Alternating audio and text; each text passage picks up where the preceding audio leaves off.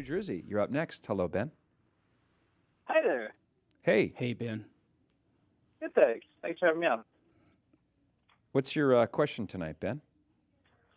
So, this happened to come on, and I felt like I should call it because I've been recently talking to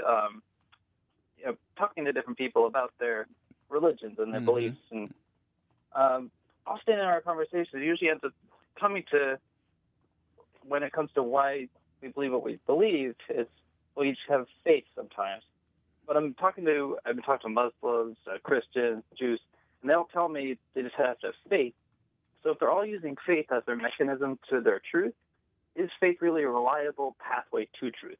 They're all getting different answers. Ben, this is such a great question. When I was studying what was called religious studies as an undergrad, the model we learned was religions are like spokes in a wheel, and the hub is God.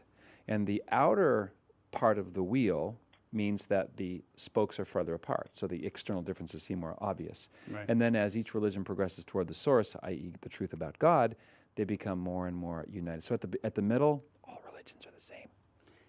As opposed to God, came down from heaven. It's like the mountain climber who is divine came down the mountain. We don't have to, slug our camping gear and go up. He's done it first. But that issue of, well, if it's just faith, then all truth claims are equal.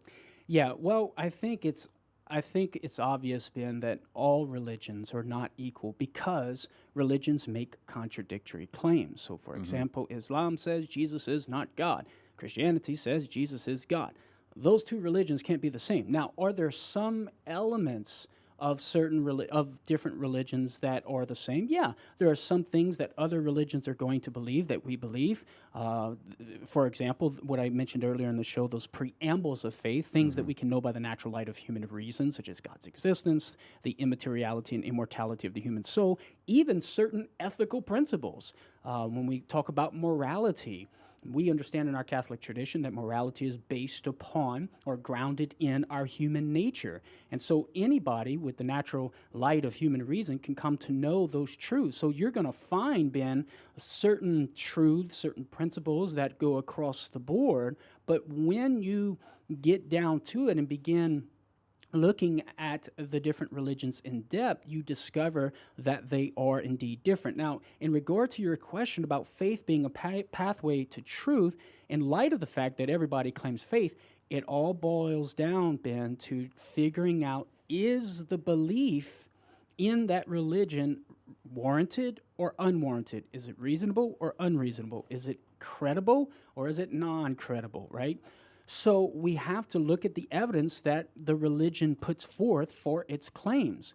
When we look at Christianity, Christianity puts forth the historical evidence in the New Testament documents, the historical evidence of Jesus' words and his deeds, which signify and point to his divinity. And then we ask the question, is it reasonable to believe Jesus' claims? As C.S. Lewis's trilemma argument suggests, it's not reasonable to believe he's a liar. It's not reasonable to believe he's a lunatic. So it's reasonable to believe he is who he says he is, namely Because Lord. of the evidence. The two things it's not reasonable to believe are based on the evidence of what he said and what transpired after his death. That's right. He can't be just a good moral man because he claimed to be God. He can't just be a wise prophet because he claimed to be God. Now, somebody could doubt that fundamental premise and saying, well, Jesus maybe didn't claim to be God, but I think there's good evidence for the fact that he did claim to be God. And that goes to the reliability of the people who said that he did. That's correct. And what they endured rather than deny the truth of the